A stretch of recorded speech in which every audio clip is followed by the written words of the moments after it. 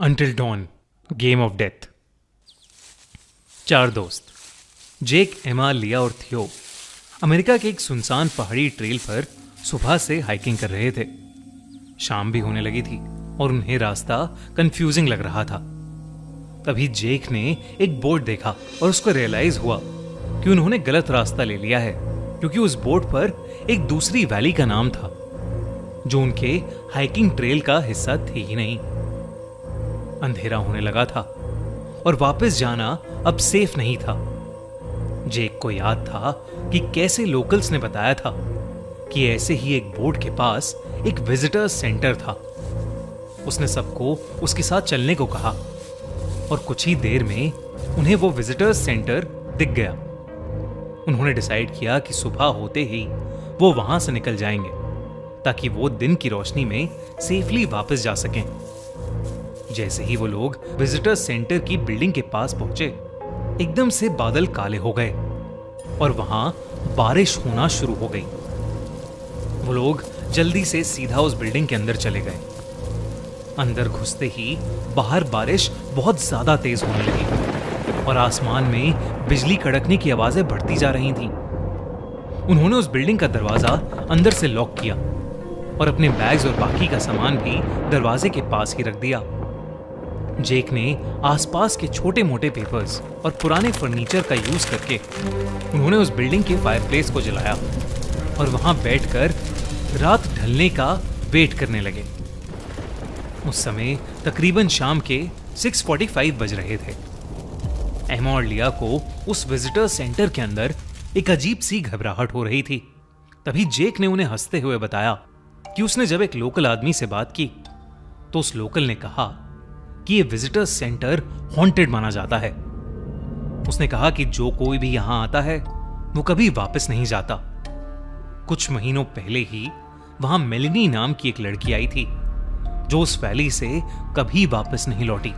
जेक उस लोकल की सुपरस्टिशियस बात का मजाक उड़ा ही रहा था कि तभी एकदम से खिड़कियां और दरवाजे अपने आप खुलने लगे।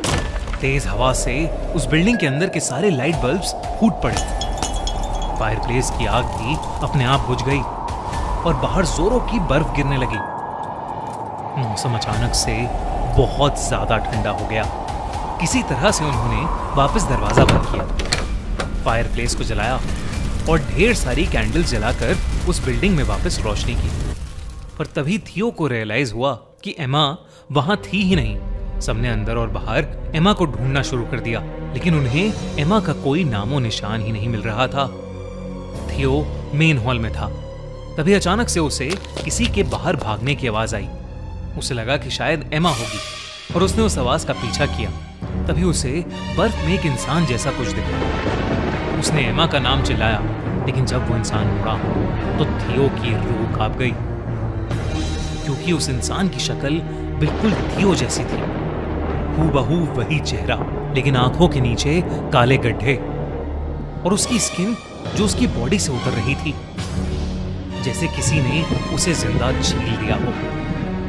थियो डर के मारे कांपने लगा। वहीं जेक, जो विजिटर्स सेंटर के अंदर एक कॉरिडोर में एमा को ढूंढ रहा था, उसने फायरप्लेस की रोशनी में अपने हाथ देखे, जिसे देखकर वो जोर से चिल्लाने लगा, क्योंकि उस पर गहरे बाइट मार्क्स थे। ऐसा लग रहा था जैसे किसी जानवर ने उस पर अटैक किया हो।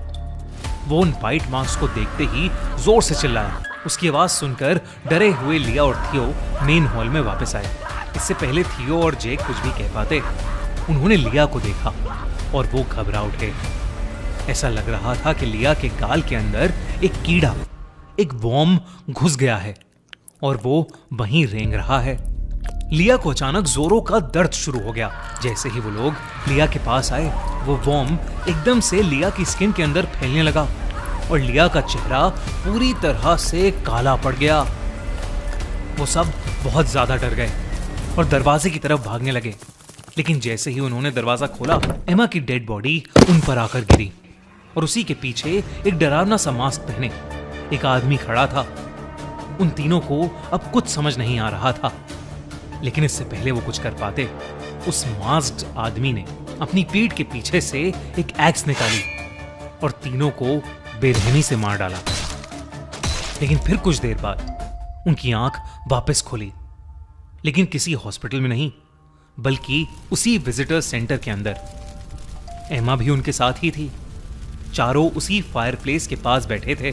उन चारों को कुछ समझ नहीं आ रहा था कि अभी उनके साथ क्या हुआ था। तभी उन्होंने टाइम देखा तो घड़ी में 6:45 बज रहे थे, वही टाइम जिसके बाद ये सब शुरू हुआ था। देरी ना करते हुए वो लोग विजिटर सेंटर से बाहर भागने लगे। थोड़ी दूर पहुंच के उन्हें लगा वो फाइनली बच गए, लेकिन तभी जंगल के पेड़ हिलने लगे और उन्होंने अपने सामने एक बहुत बड़े क्रीचर को देखा। इससे पहले वो चारों समझ पाते कि क्या हो रहा है, वो मॉन्स्टर उनकी तरफ बढ़ा और उन्हें खाने लगा। दर्द से चीखते हुए उन चारों के होश चले गए। लेकिन फिर एक बार उन चारों की आंख उसी विजिटर सेंटर में खुली। घड़ी में अब भी शाम के 6:45 बज रहे थे। उन्हें समझ आ गया था कि वो एक टाइम लूप में फंस चुके हैं, पर वो उससे बाहर कैसे निकलें, इसका जवाब ढूंढने के लिए वो उस बिल्डिंग में छानबीन करने लगे। इसी बीच उन्हें एक रूम मिला जहां पर उन्हें कई मिसिंग लोगों की फोटोज दिखी, जिसमें उनकी भी फोटो शामिल थी, जिस पर 8 दिन बाद की डेट थी। उसी कमरे की दीवार पर लिखा था, if you want to live you have to survive until don.